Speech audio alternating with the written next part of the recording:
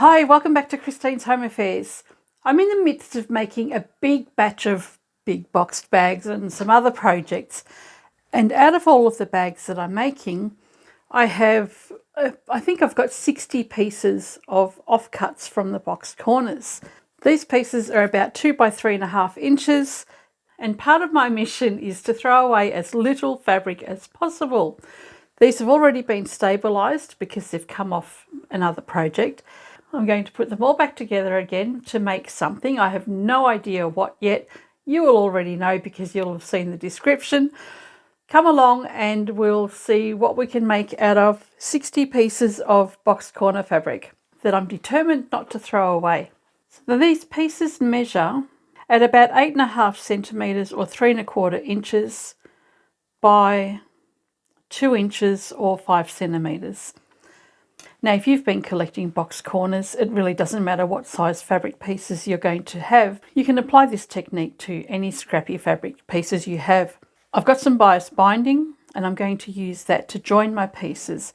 Now, the reason I'm going to use bias binding is because there's a lot of thickness in the fabric, and then I've got the thickness of the wadding or the stabiliser. If I add these together and sew them up, it's going to make my fabric pieces so much smaller, and it's also going to create lots of bulk. So what I think I'm going to do is place my pieces randomly together, kind of like that. And I think I'll leave these ones out because I've only got 4 of them. So I've got 7 of these colours and there are 8 of each of those. My level of OCD requires me to use the same amount of fabric in each piece. So I might do something different with this later. I'm not sure yet. So I think what I'm going to do is place all of these pieces together, and with the bias binding, I've got the edges folded in underneath. And this is going to be a nice cheats way of putting the fabric pieces together like this. And I think it'll give a nice effect as well. So what do I make with all of this? I reckon this is going to be quite large if I put 7 pieces going across. Okay, new plan. What I've done is put 7 of the colours across here and 4 rows, and I've done exactly the same here. So I'm going to have the front and the back of a bag. I still need to find something that I can put in the centre at the base of the bag, and that's not going to do it. But I might be able to scrounge up a little bit of extra fabric, very similar to this, that I'll put on the base. I'll see what I can find. For now, what I'll do is take my bias binding and I'm going to sew that all the way down one edge. I'll sew those 2 rows together, and I'll do the same for these ones and sew those together. Then once I've done those, I can sew that lot together, and I'll do the same for the back. I expect this to be an incredibly tedious task, and I was going to put some double-sided tape on the back of the bias binding, but it's just going to take too long to do all of that. So I think I'll just take everything to the machine and sew it up as I go. So if I layer these in order, then I can take these to the machine and I can work from the top and then sew as I go. Do the same with these ones. I run the risk of losing my order, but I think at the end of the day I can probably live with that. Let's take this first lot to the machine, and we'll take our bias binding with us and we'll attach the 2 pieces. I have my pieces lined up in front of me, and I'll butt those together and align the bias binding up so that it's equal on both sides of the fabric. Obviously I can't sew both sides down at the same time, not with this machine anyway. I'll place my presser foot over the top of the bias and run a stitch really close to the edge.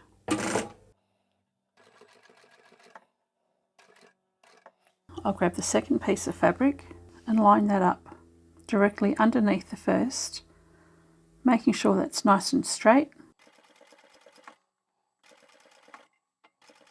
And I have to keep checking that I've kept enough bias binding for both sides of the fabric.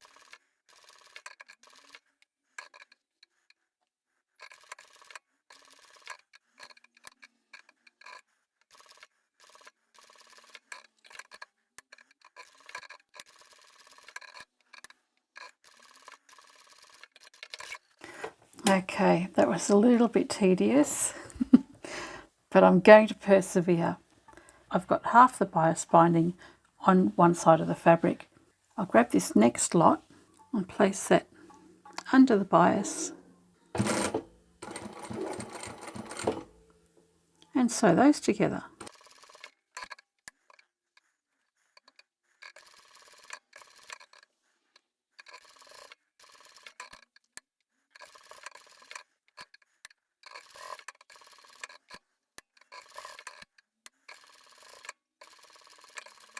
The first row was quite fiddly to put together, but the next row was a lot easier because I had the top edge to butt the fabric to and also the side edge, so it did make it go a lot quicker.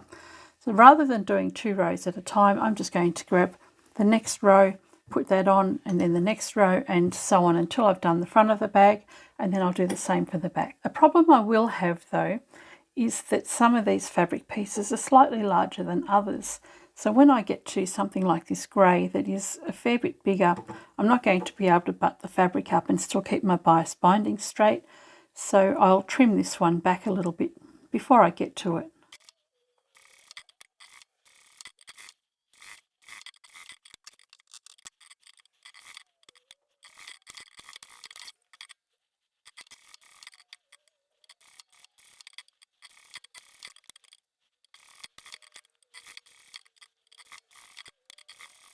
Okay, so you get the idea of what I'm doing here.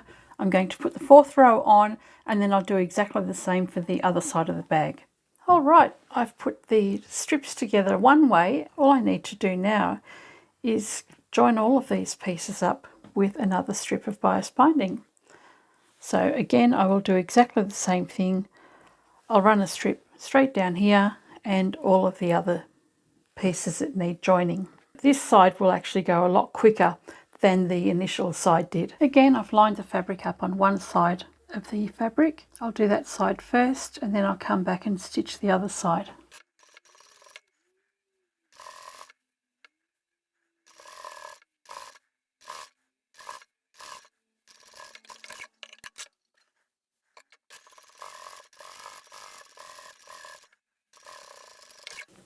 And I will continue that until I've done all of these rows.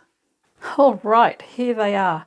Bias binding has been put on in both directions, and we've got that for both back and front of the bag. I've been giving this a little bit of thought, and what I plan to do now is put a couple of strips of black on the side and one across the top, and then I'll also have a bigger piece across the bottom, and that will form the base of the bag. So the first thing I'm going to do is just square this up a bit, trim off a little bit of the excess on the side there, and I'll attach that piece of fabric to here, and I'll do the same on this side.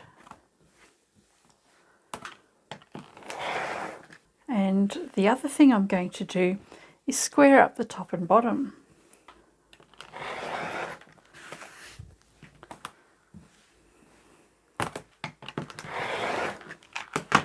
Before I put my sides on, I want to attach a piece of fabric to the bottom which will join the back and the front together. And the reason I'm going to do that is because I want to have these and whatever I put at the bottom here form the box corner at the base of my bag. I'm going to measure across the bottom here, and for me that is 13 3/4 inches. So I've got an extra piece of fabric here. I'm going to put a piece of stabilizer to the back of it. I'll cut it at 13 3/4 inches. The fabric pieces that I'm going to have around the sides and the top are 2 inches in width. I'm making this bottom piece 4 inches because I'm going to attach this to the front and the back. So this will be the base of the bag. I'll attach that first, and I'll also put it to the other side of this.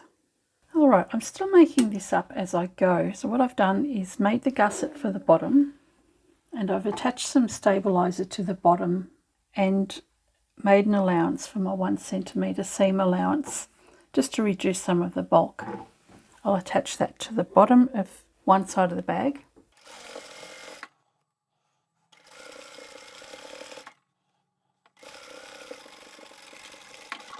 Then I'll flip that base over and I'm going to top stitch that seam underneath to this gusset.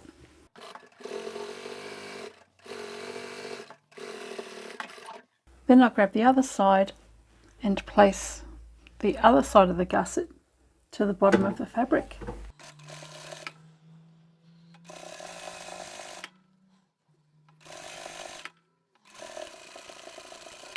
And I'll top stitch that as well.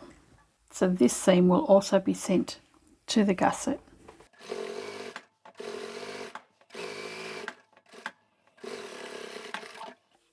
In hindsight, I should have actually cut my stabiliser a little bit smaller as well, but I'm just going to live with that.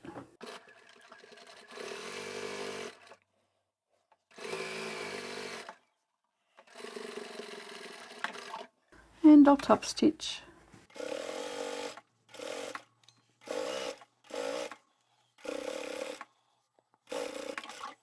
And same again for the other end.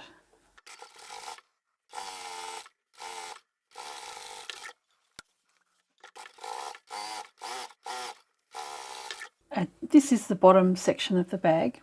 I've got my 2-inch strip that's going onto the side, and where that seam overlaps underneath, I'm going to line this up in the same place, because I'm not sure if I'm going to need part of that in my boxed corners.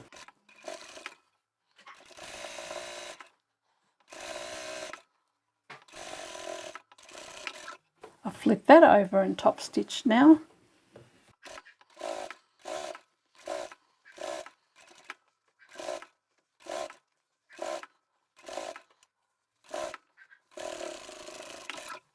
And I'll do the same for the other 3 pieces. All right, let's have a look at this now. I've got the borders fixed to the outside area of this gridded fabric. I've got our base down here as well. And this is where the box corners are going to be. I wanted the side fabric here to extend as far as this does here. I don't think that was necessary. I'd rather have too much fabric than not enough when boxing the corners. So I haven't sewn that section down because I expect I'll have to cut that off, but we'll find out. I've measured this out. That measures 30 inches long and 16.5 inches wide. So what I've also gone and done is cut up a piece of fabric that's the same length and width as the main bag.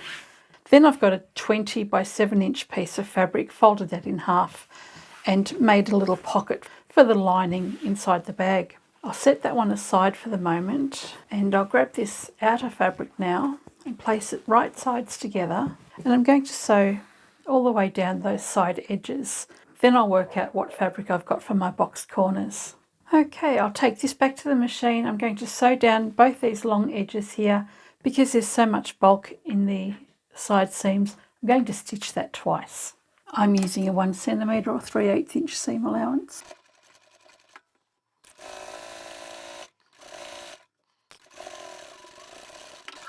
And I'll do the same on the other side.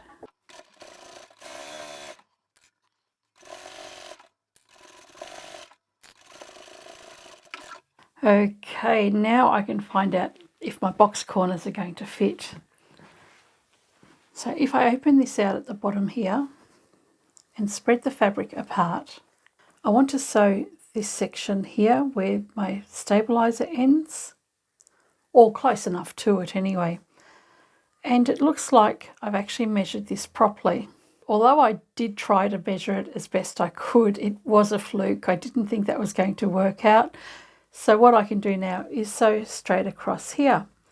And I'll do the same at the other end. Now that I know the size is okay, I can double check my measurements across here. That's 3 inches or 7.5 centimetres at the base here. That means my box corner at the bottom is going to be half that. Fold the fabric in half, and where I need 3 inches across the base, I need 1.5 inches from the bottom edge. And the reason it's 1.5 inches and not 3 inches is because there's 1.5 inches here and 1.5 inches on this side. That will give us the 3 inches that we need across the bottom section of the bag. From the side, I've got to include my seam allowance. I'll take that 1.5 inch measurement that I need to finish the boxing from the stitching line or the seam allowance.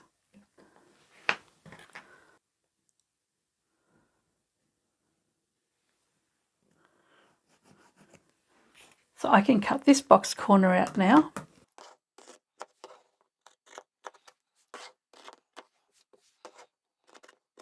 And I can take the lining fabric over to the machine, place right sides together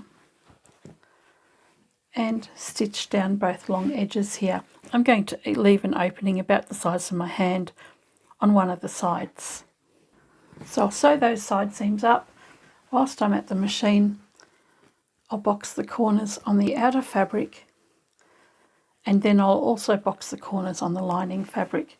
So all you've got to do is pinch out the edges, line this up as good as you can.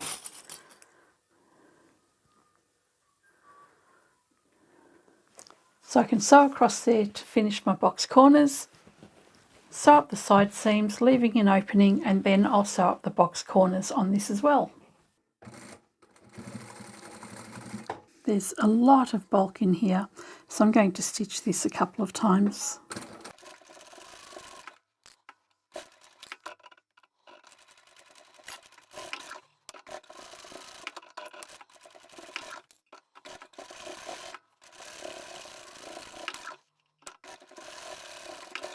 Now for the lining. I've back stitched there, end the work, and then I'll leave a fairly decent sized opening to turn the bag the right way around later. Back stitch again. And for the lining, I've pinched the edges open to do the boxing. I'll do that on both sides as well.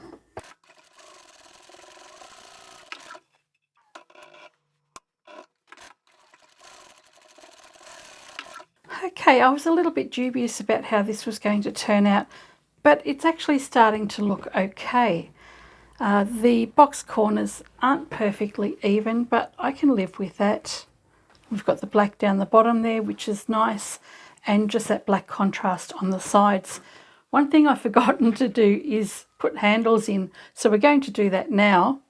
I think I'll just line them up evenly with the bias binding on this side here. On the other side, I'll do the same. You don't need to take measurements for your handles. You can eyeball it. For the other side, you do want to make sure it's even. So I will line up those side seams, find out where my handle is at the back, and line that up at the front. I did a bag a few weeks ago and lined up the handles in the wrong place, and I didn't even notice it until a viewer pointed it out in one of my videos. So I'll quickly go and stitch those handles in place now. All right, the handles are ready. I'm going to set this aside for a moment because I'm trying to keep the amount of production hours down on this bag because I know I won't recover all my costs. I'm not going to put a zip in here, but I will put a magnetic closure just at the top of the bag. So I just need to put that in the center somewhere. Before I make any little holes in the fabric, I'm going to cut a piece of stabilizer and fuse that to the back of the lining pieces, and then I can mark the positions for my little magnetic snap. So I'm going to find the center of my bag, make a mark there, and that's the center. Now I need to make an allowance for my seam at the very top when I sew it to the bag, and I need to make an allowance for my top stitching, and the rest of that clearance is for the presser foot. So when this button is on here and I'm sewing along doing the top stitching, I want to make sure this button is well away from the edge of my presser foot. Otherwise it makes your stitching go a little bit wonky. So this will be the position of my button. Grab a washer, place that over the center, and those marks there are what I'm going to cut out or make a hole for. I've got both layers of fabric together with the stabiliser on both sides. I'll go in with my seam ripper from the bottom of the mark, go through all the layers, and then with the point of my seam ripper I'm going to come up to the top of that mark that I've made and then rip. And that's put a hole in both layers of fabric without accidentally shooting off and ripping open the fabric. So now I can take one of my magnetic sides, feed the prong through, place a washer on top. The company didn't give me enough washers, so I've had to make my own out of some stiff stabiliser, but that's fine, it'll still support it. And repeat for the other side.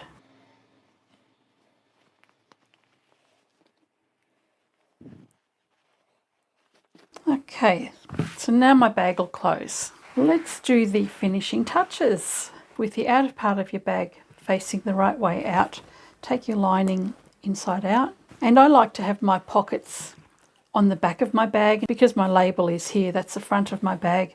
So I like the pocket to be on the back side. Place everything inside the lining, and I'm going to line up the side seams at both sides. Then I'll centre the fabric across, clip it all together. Alright, let's take this to the machine and we'll sew all the way around with a 1 centimetre seam allowance. I'm excited to see this finished.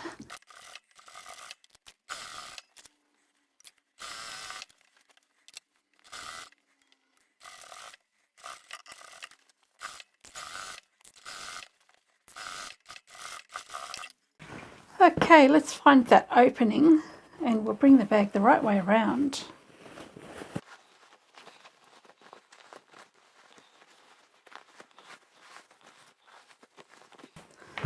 And I'll just separate the lining from the outer fabric.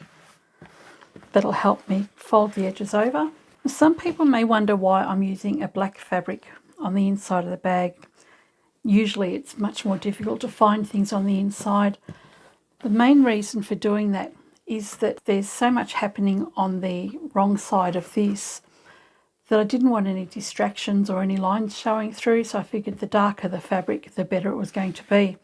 And I didn't go for a pink for the pocket because there's no pink in here, so I wanted, these are all very muted colours, so I figured the olivey green here will tie in nicely with the leaves and the outer fabric. I'm going to turn my bag inside out just so that I can line up the edges for top stitching. I've got an opening on the side here which needs to be closed up, so I'll go and do that in a moment. I'll just pinch those edges together and top stitch really close to the edge. For the top of the bag, I'm bringing the lining to the back and I'll clip those edges in place just so that the lining sits to the back of the fabric. Okay, top stitching is ready to be done, and aside from sewing up the side seam, it's the very last thing that needs to be done before we can start using our bag. So let's go and do that now. As I come around and do the top stitching, when I get to my handles I'm going to triple stitch that just to give it some extra reinforcement.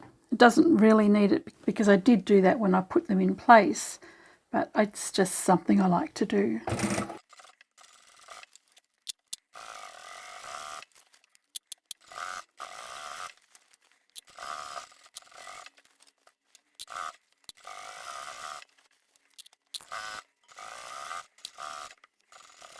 And I'll just close up that side seam. We're done. There we go. It's all done.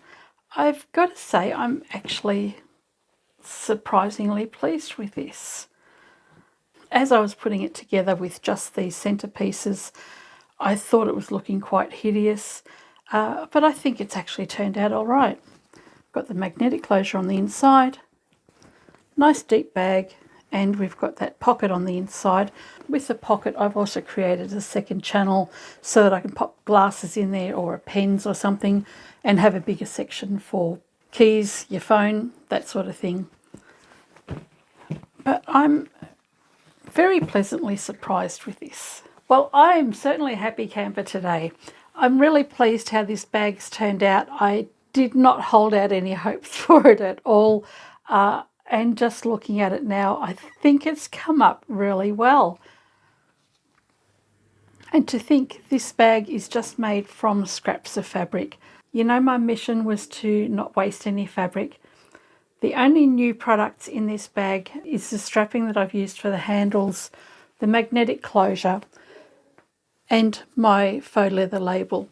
Everything else was all rescued or deceased estate fabric, including the lining. So this lining fabric was from that big lot I got from a deceased estate recently. And you know, all of these little pieces are cutouts from the box bags that I'm working on currently, and I'll actually show you that video when I can get it finished. I haven't finished the bags yet.